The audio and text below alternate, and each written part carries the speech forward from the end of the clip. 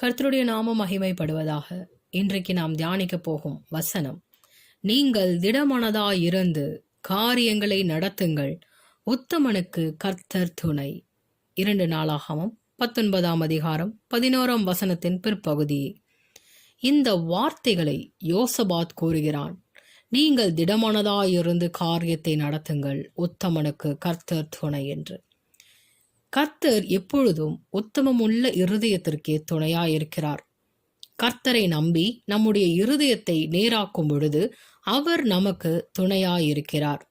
என்றைக்கும் தேவன் தம்முடைய ஜனம் சொல்லை கேட்கிறதா என்பதை எப்போதும் கண்ணோக்கி பார்ப்பார்.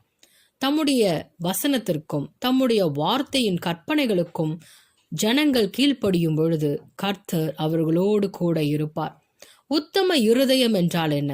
பட்டணத்தை பிடிப்பதை பார்க்கிலும் தன் மனதை அடக்குகிறவன் உத்தமன் என்று நீதிமொழிகளில் சொல்லப்பட்டிருக்கிறது.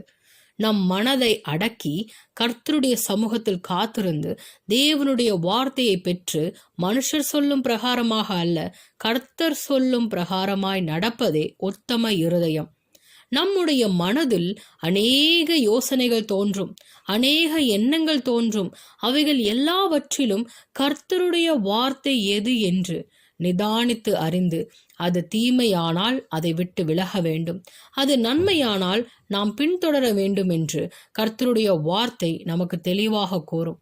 அந்த வார்த்தையின்படி நாம் செய்வோமே என்றால் நம் இருதயம் உத்தம இருதயமாயிருக்கும். கர்த்தர் ஆபிரகாமோடு அதைத்தான் சொன்னார், நீ எனக்கு முன்பாக நடந்து கொண்டு உத்தமனாயிரு என்று. உத்தம இருதயம் தேவை.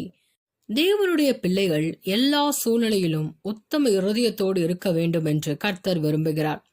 உண்மையும் உத்தமுமாய் இருப்பதே தேவனுக்கு பிரியமாயிருக்கிறது.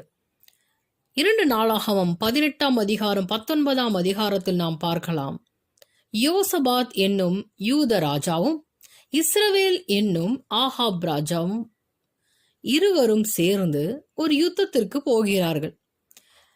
சாலமோனுக்கு பிற்பாடு யூதா இஸ்ரவேல் என்னும் 2 கோத்திரம் உருவாகிறது. 10 கோத்திரம் இஸ்ரவேல் கோத்திரமாக மாறுகிறது. யூதாவும் பென்யமீனும் யூதா கோத்திரமாக இருக்கிறது. அந்த யூதாவுக்கு ராஜாவா இருப்பது யோசபாத். 10 கோத்திரமாகி இஸ்ரவேலுக்கு ராஜாவா இருப்பது ஆகாப்.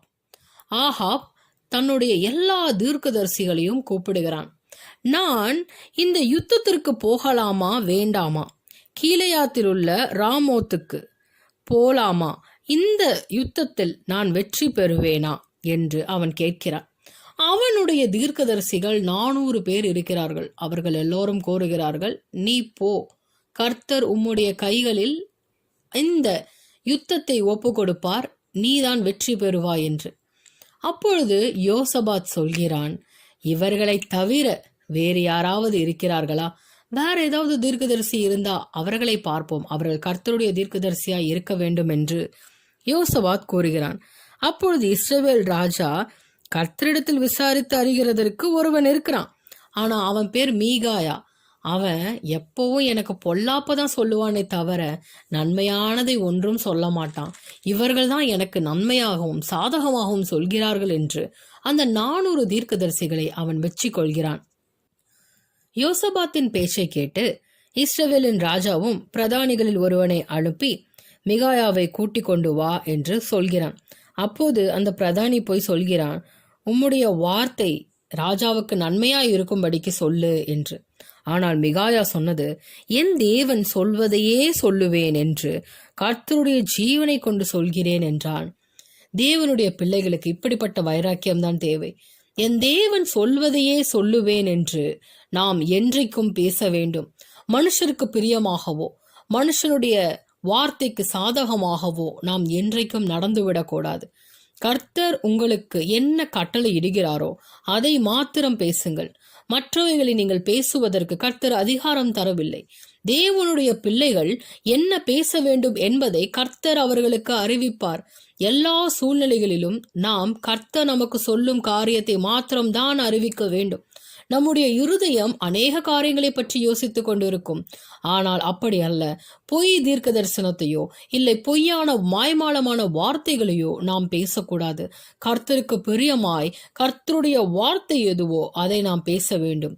என்றைக்கும் மனிதனுக்கு பிரியமாக நடக்கிறோம் என்று மனிதனுக்கு பிரியமான வார்த்தையும் மனிதனுக்கேற்ற வார்த்தையும் நாம் சொல்லக்கூடாது. வெகுமதி கிடைக்கும், இந்த மனிதனிடத்திலிருந்து எனக்கு நன்மை கிடைக்கும் என்று நாம் ஒருபோதும் ஒரு மனிதனை குறித்து நாம் மேன்மை பாராட்டக்கூடாது. கர்த்தருடைய பிள்ளைகள் என்றைக்கும் கர்த்தர் பட்சத்தில் நின்று உண்மையும் ஒத்தமும் எதுவுமோ அந்த வார்த்தையே கூற வேண்டும். அப்போது மிகாயா வருகிறான். அங்கு அவன் உண்மையை கூறுகிறான். இஸ்ரவேல் ஜனம் எல்லோரும் மேய்ப்பனில்லாத ஆடுகளைப் போல சிதறடிக்கப்பட்டிருக்கிறார்கள். அவர்களுக்கு எஜமான் இல்லை. இதை கர்த்தர் எனக்கு தெரிவித்தார்.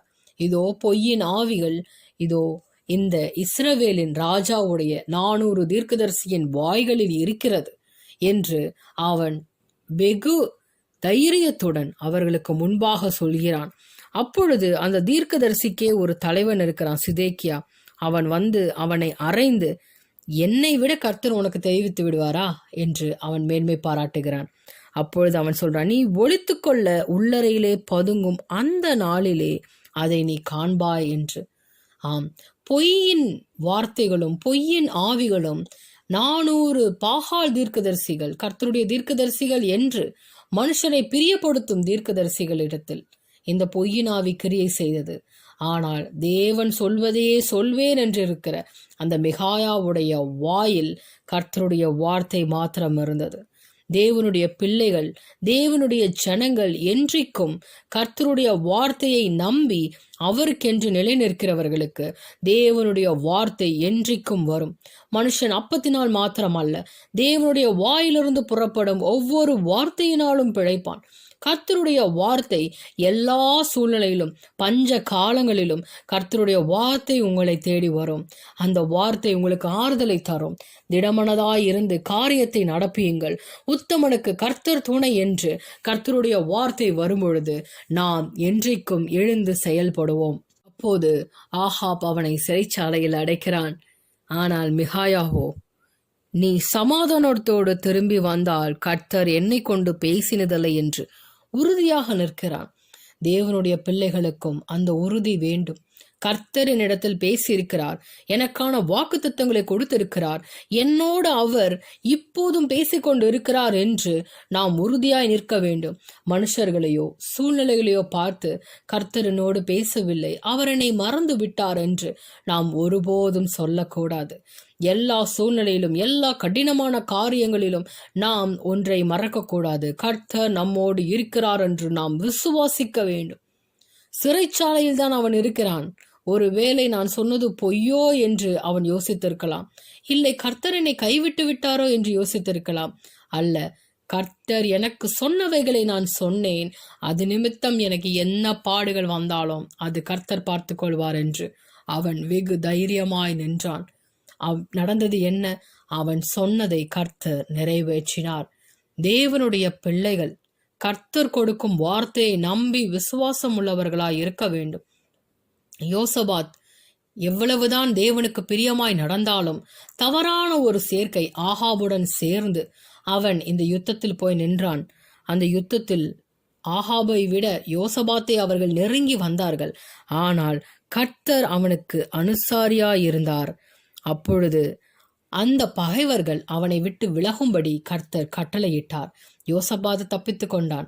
ஆனால் ராஜாவாகிய ஆகாபோ வேஷம் தரித்து தன் ராஜாவாக அல்ல என்பதை போல் நின்றான். ஆனால் அவன் மீது ஈட்டி பாய்ந்து அவன் மரித்து போனான். தேவனுடைய பிள்ளைகளுக்கு கர்த்தர் அந்தந்த காலத்தில் வார்த்தை தருவார். அந்த வார்த்தையை நாம் கேட்டு கீழ்ப்படிந்து நடக்க வேண்டும். இது எனக்கு சாதகமா இல்லை என்று அந்த வார்த்தையை விட்டு மனுஷர் சொல்லும் வார்த்தையின்படி நாம் நடந்தோமே என்றால் யுத்தத்தில் ஜெயம் பெற முடியாது.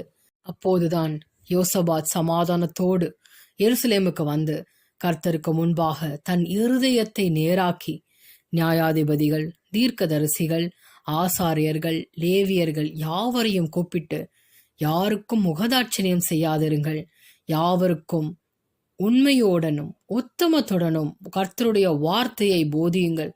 எதை செய்தாலும் மனுஷருக்கென்று செய்யாமல் கர்த்தருக்கென்று செய்யுங்கள் என்று அவன் அவர்களை திடப்படுத்துகிறான். அப்பொழுதுதான் திடமனதாயிருந்து காரியத்தை நடத்துங்கள், உத்தமனுக்கு கர்த்தர் துணை என்று யோசபாத் தன்னுடைய ஜனங்களுக்கு கூறுகிறான். ஆம், இந்த சூழ்நிலையில், இந்த கடைசி காலங்களில் நாம் என்றைக்கும் உத்தம இருதயத்தோடு இருக்க வேண்டும். உத்தமனுக்கு கர்த்தர் துணையாக இருப்பாரா? கடைசி வரையிலும் துணையாக இருப்பார். தேவனுடைய பிள்ளைகள் உத்தம இருதயத்துடனும் உண்மையான மனதுடனும் இருக்கும் பொழுது கர்த்தர் அவர்களை எல்லா தீங்குக்கும் விலக்கி பாதுகாப்பார். தேவனுடைய பிள்ளைகளுக்கு கர்த்தர் தரும் ஈவை நம்முடைய கண்கள் காணவில்லை. ஆனாலும் அவர் நமக்கு சொன்ன வார்த்தைக்கு நாம் கீழ்ப்படிவோமே ஆனால் அவர் நமக்கு சொன்ன ஒரு நல்வார்த்தையும் தரையிலே விழுந்து போகாதபடி பாதுகாக்க அவர் வல்லவராயிருக்கிறார். அவரிடத்தில் நாம் இன்னும் அதிகமாய் சேருவோம், பரலோக ராஜ்யத்தை சுதந்தரித்துக் கொள்வோம். ஆமேன், ஆமேன்.